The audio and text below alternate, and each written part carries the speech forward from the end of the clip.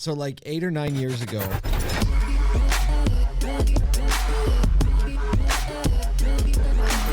this is Auto Collabs. I got a text on my way home from work, and this is back when I was just in the reconditioning business. And my wife was like, and there's probably some people who can relate to this. My wife texted me and said, "Hey, I saw this item on Craigslist. Can you go pick it up?" Sure. Right? Yeah. Okay. Fine. Get Sounds cash. good. I didn't know what it was. I just was like kind of looking at it over the way. I go downtown Syracuse, and I have to like walk up to the second floor of this like apartment spot that's over top of like a nice coffee shop and knock on the door. I have no idea. You know, it's just like, it's always weird when you visit somebody. I think it's weirder when you visit somebody in an apartment because you're already in like this hall and it's like kind of quiet and like there's just nowhere to go. Right. Some dude opens the door.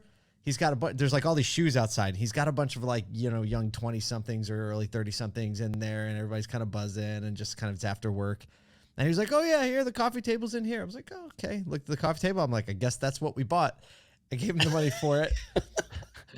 And he was like, "It's pretty heavy. You need a hand?" I was like, "No." He's like, "You want to stay and have a beer?" I was like, "No, that's really nice, but I gotta go home. My wife needs this coffee table today." Turns out, years later, I'm at a digital dealer, and there's a company called SpinCar, and I see the guy again. Wait a second. And I was like, "I bought a coffee table from you." It turns out it's today's podcast guest.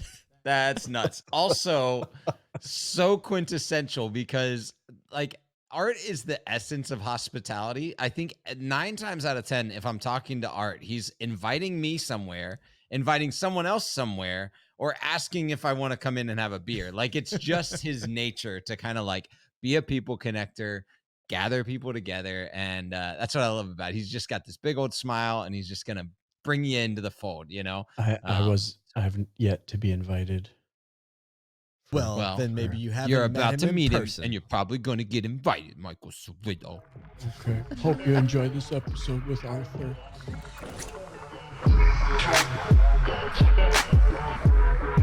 All right, we are hanging out with Art today. I don't think are you an actual artist? Like that would be really, really fun if you actually were like, you could sketch. I can cook, but I can't. That's I can't form of art. sketch. Wait a second. I was thinking maybe recording artist. I could see you dropping some great Michael Bublé When you tracks. say cook, are you like throw it on the grill guy, or you're no, like I'm gonna chef it do up. the spices and Chef it up, he says. Yeah. When we have our executive team in town, they come to my house and I cook. Oh. Yeah. Because you can make a lot more drinks when you cook yourself than at a restaurant where you have to wait for the wait staff. Yeah. He's like, wait. Were we talking about like food or drinks? Yeah. I can make some cocktails too. I'm a drink chef. I'm a drink chef. That's awesome. So Art, you know, the people in the industry probably know you from being around conferences and seeing the Impel, formerly SpinCar kind of stuff, but maybe not know how in the world did you get into software as a service in the automotive industry? Where did that come from? Yeah, somewhat kind of by happenstance. So Devin and Mike, who founded You don't say. we fell into it. Devin and Mike, who founded the company, and I all went to high school together in Syracuse. Okay. And they started a company that was at first like the germ of it was like augmented reality. So you guys remember when you used to put your camera over like not even a QR code, but an image, and then this virtual reality thing would kind of pop out. And that was it. It wasn't really like a marketable thing, but it was something.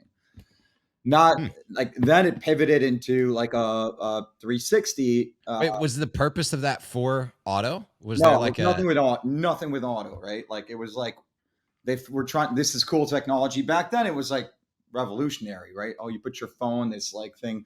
We could probably do something with it. I wasn't part of it back then.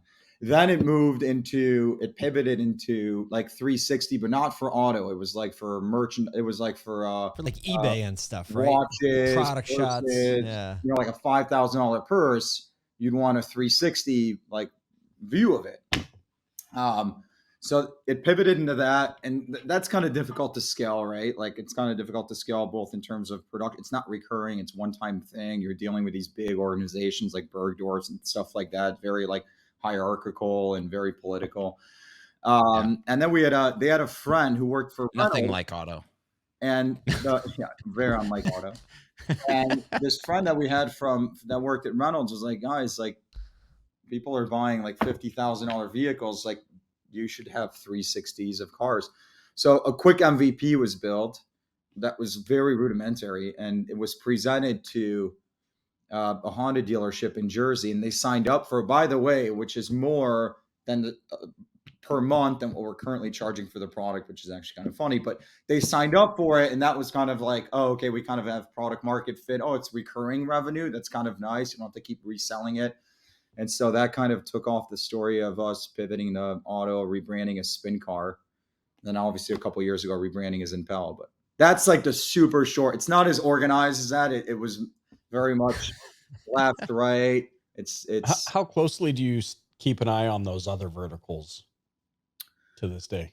Not a lot. I mean, we do a lot of like work in different like mobility spaces. Like we do a lot of work in RV, planes, boats, international markets. We do some stuff in different industries, but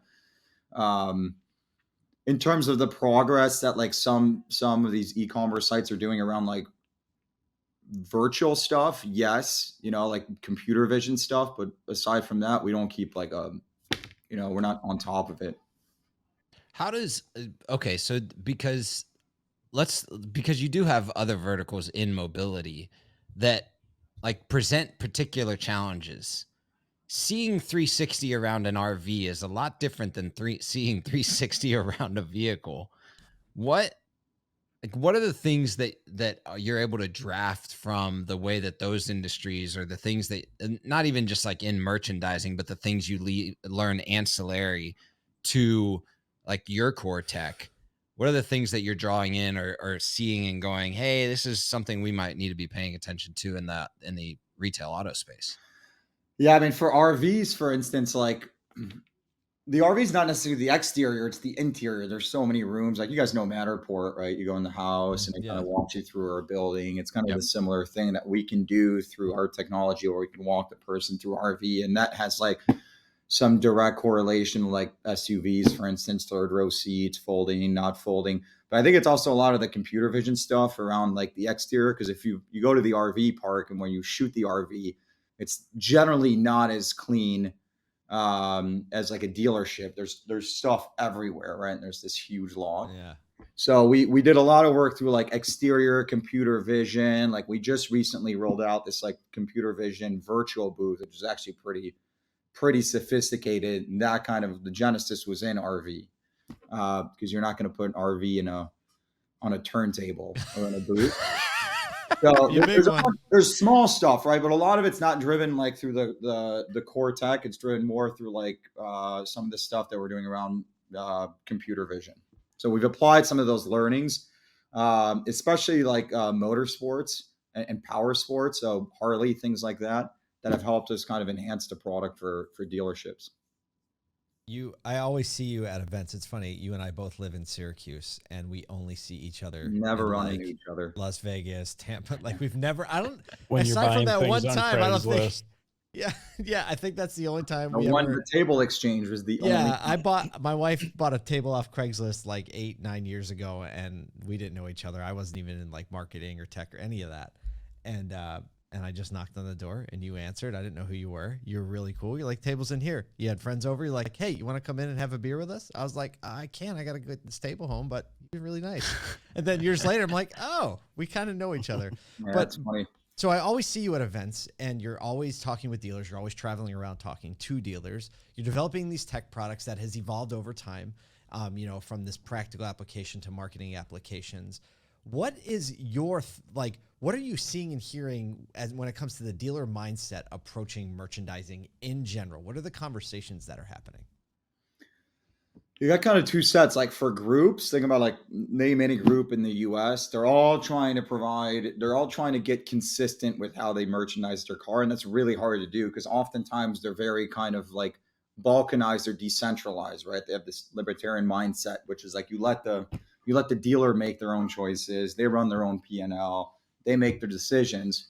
But that results in a very inconsistent way of shooting like a car, right? If you're talking about merchandising, and like they're placed differently. The backgrounds are different. And a lot of these groups are pushing the inventory to a group site.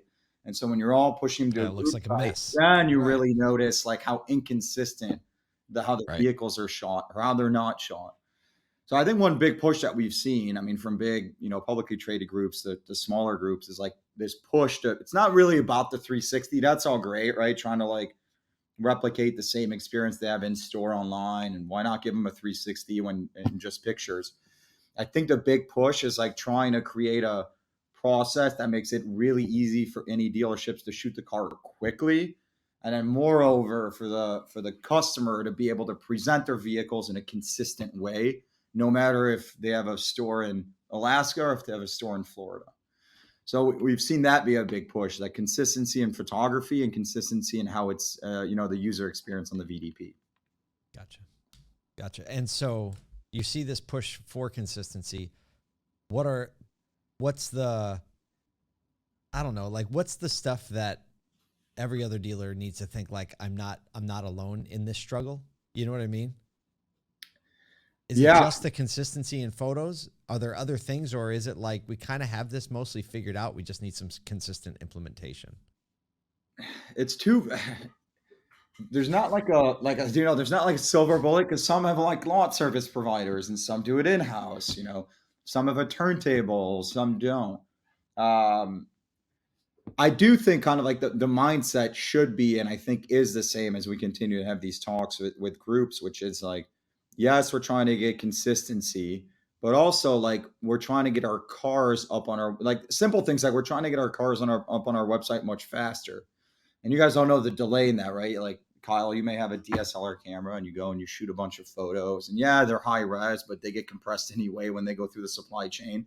But you're taking a bunch of pictures and you grab your SD card, you plug in your computer, you reorder the images, you send it to the feed provider, then the feed sends it to the web, and then it's up on your website, and it takes like 24 hours, right? So like if you think about something as simple as, Paul, you sell 100 cars a month, and you shoot your cars, and you may have a consistent process, but it's just photos, but every single car takes a day to get up on your website.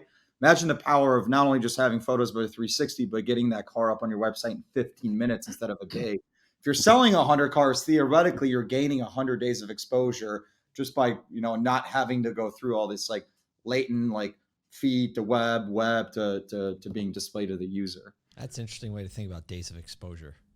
Yeah, so there's a lot. Days of There's a lot of exposure. like small operational efficiencies that in like isolated, like in a vacuum, seem unimportant, but collectively have a huge impact on the store's operations. You think of the collateral impact of that alone. We're talking about speed to market. The slower it takes them to merge the vehicle and get it online means they're going to be even slower syndicating that vehicle out across the web, limiting their ability to market it. And by the time that life cycle happens, the vehicle's already 30 days old. Yeah, I mean, every day counts. Well, that happens all the time. Yeah, absolutely. Now, the other thing that I think is really cool about, because you've had to build a sales team from zero to however many salespeople you guys have running around the country right now, which is like a lot of times I think in auto, people are like, sales in SaaS is different than sales in a dealership and all that type of stuff. But building a sales organization is a unique thing. It requires like not just people management, but process management, and also, like understanding of product knowledge and all that. What have been like some of the key moments along the way of you building from maybe just you and the guys, and now it's like an entire team? What have been some of the key moments that you've seen that have really helped you build the right way to scale the sales side of the organization? Yeah, that's a good question. Yeah, sales is definitely hard, right? Like people always underestimate, like they have a great product and they can't get it to market. It's because sales is really, really difficult. Now, I think process is still really, really hard for us. Like simple stuff. Like, so we present AI to a lot of like dealership groups, and it's all about process and improving the process and putting AI in like their workflows to improve, their day-to-day responsibilities and make it more efficient. And some of the things that we say is like, look, they're not great at using the CRM as it is, right? Like most salespeople at a dealership may not be great at using this.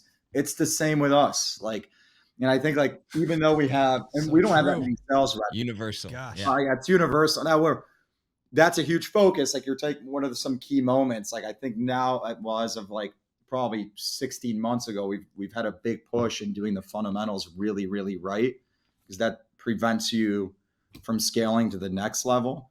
But like even Salesforce entries, like a painful process to get people to adopt. I think like going from 5 sales reps where you have like a individual relationship and you're on a first name basis, you get invited to their weddings. It's super easy. They can come to your house. To having, again, we don't have that many sales rep. I think we're relatively disciplined about hiring. We have, I think, 20 sales reps, maybe, and none of them are like full cycle sales reps. But it becomes like, I think a key challenge is like, how do you maintain like the same startup? Like I know Kyle, I know Paul, I know Michael, the same way that when you have 20 people, which is much harder. What's become even harder is you have this working from home thing, which here we do like 3 days in the office. You can select 2 days of work from home, but then we got a lot of remote people. And if you think about the products we offer, we have merchandising, your 360, your featured tour, your virtual booth, some of the computer vision, background removal stuff, AI for variable, for sales, and all these little things that, chat now. It's a lot of content to be able to like train somebody on remote. So we're going through that like learning stage of like, how do we properly onboard these people that are not in the office? Because a lot of the learning from sales, as you all know, is like by osmosis. Like you're sitting next to someone, you get feedback, you're listening to the call, you understand how they're framing it and positioning it, you're getting direct feedback. Like the kid touching the stove will never touch the stove type of analogy. And that's the best way for him to, instead of you telling him 20 times not to do it, let him do it. And then he'll get immediate feedback.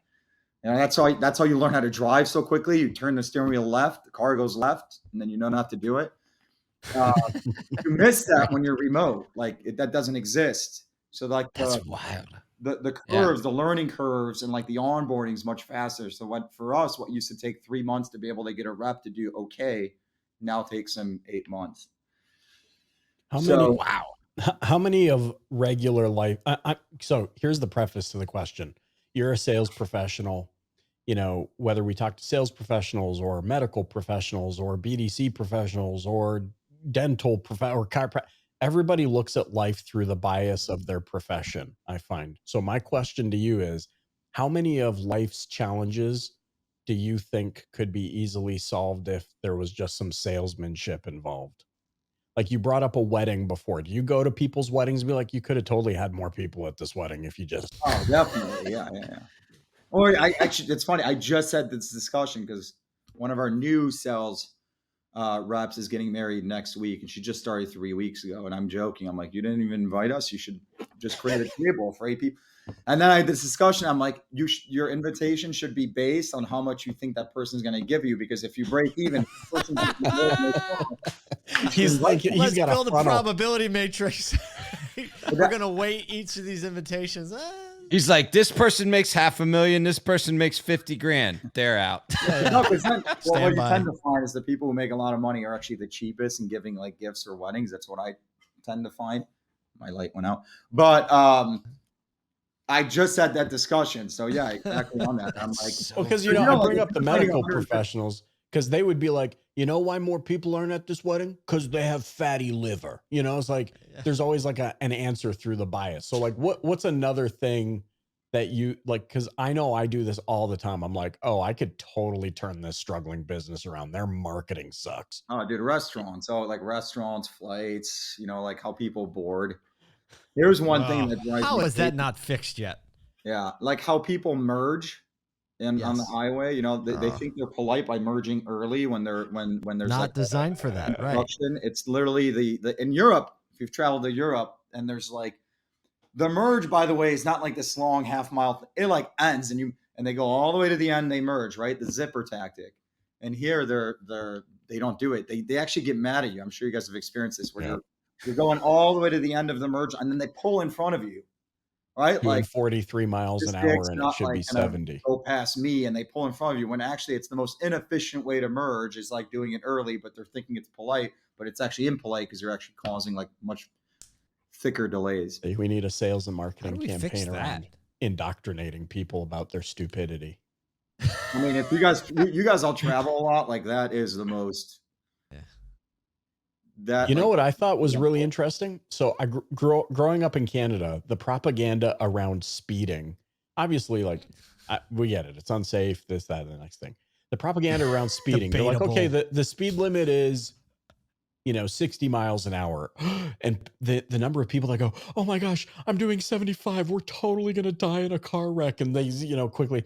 And then I go to Europe, to your point, I go to Germany, and I'm at an event there, and I'm in a little, I don't even know what this thing is, a Fiat 500 with my wife, and we're on the Autobahn going 227 kilometers an hour, and an elderly couple passes us doing what seems like Yeah. 300 kilometers, having a leisure conversation, like, no problem. And I found it fascinating through the lens of, if you just remove that thing, that speed limit, that it all of a sudden feels incredibly safe. Yeah. Yeah, they don't even need hospitals at the on the Autobahn. See, Just right to the mortuary. people know how to merge too. To There's your never point, touching accidents the on it, stove. too. Maybe we just need to remove speed limits, and people will be forced to merge properly. Yeah. How to merge properly. Gosh, I bet if we just sat here for longer, which we don't have the time today, but we could probably identify 3 to 5 places in automotive where the merge, quote unquote, is inefficient. Right? We're trying to Absolutely. We're going to unpack that, but we're out of time for today. Art, thank you so much for spending some time and just kind of like pondering some of these things and sharing your insights about what you're doing and what the industry is wrestling over. Of course. Anytime. Thank you for having me. Do you still have that coffee table? I absolutely still have the coffee table. And earlier you said that you guessed this is the one we bought. Was that because you were still being climatized to your wife's taste in furniture, or what? No, has it it's grown like on you? I mean, I just showed up and my wife bought something off Craigslist and I was like, hey, whatever it is, that's what we bought. And so like, I knew it was a coffee table and it was sitting there like kind of near the door. So it was like, like the first time you see that new puppy, right? Like it looks up at you and you're like, I guess you're part of the family now. Are you one of those kinds of people that place human emotion on inanimate objects? I definitely do. I definitely do not. I mean, I am still surprised because of the way that Art is just so attuned to sales. Like I love his mentality of the wedding, and he's like, "Oh yeah, I was totally talking to someone about that the other day." I'm surprised he wasn't like, question you asked. "Here's a coffee table. Oh, and also let me sell you these 3 other things." Yeah. While you're here, you know, like he is just tuned in, and I think you're thinking about like if he's thinking about that of a wedding of one of his people, he's probably just thinking about the way the reason I asked him that question about sales is I do think we don't cross pollinate like how to sell things from industry partner and dealer and vice versa. Like it's almost like 2 totally different roadmaps that is and a sales great strategies. Insight. It totally is. Yeah. And I think we have a lot to learn both ways, right? Because there are things that dealers execute really well on, and there are things that industry partners and SaaS companies execute really well on in the sales engagement. And I think we need to respect each other in those and also learn from each other, right? Like follow-up patterns or the way that we acquire leads or anything like that. Like, I mean, I remember so many companies, it's like, oh no, you should do your website like this, right? And then it's like, you go to their website, it's like, and you don't why? You know what? That's always. Yeah, it underscores for me too the simple point that both of your first impressions of Art is that he naturally abides by, like, it's become natural motor skill for him, the first rule of sales, which is sell yourself. You know what I mean? Like he's a galvanizer, which is like he pulls people in, right? He immediately sells you a coffee table on Craigslist, and he's like, just this natural instinct to be like, nope, I need to deepen the relationship with this person that's transacting with me, or else it's not a legitimate transaction.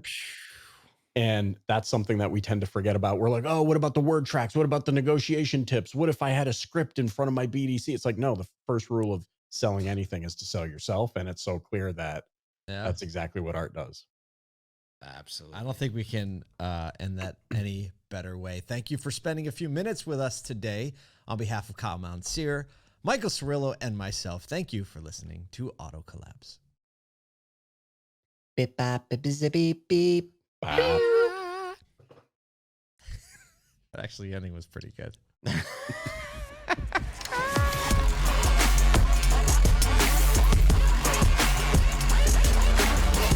Welcome to Auto Collabs. Why are we recording? Are we rolling yet?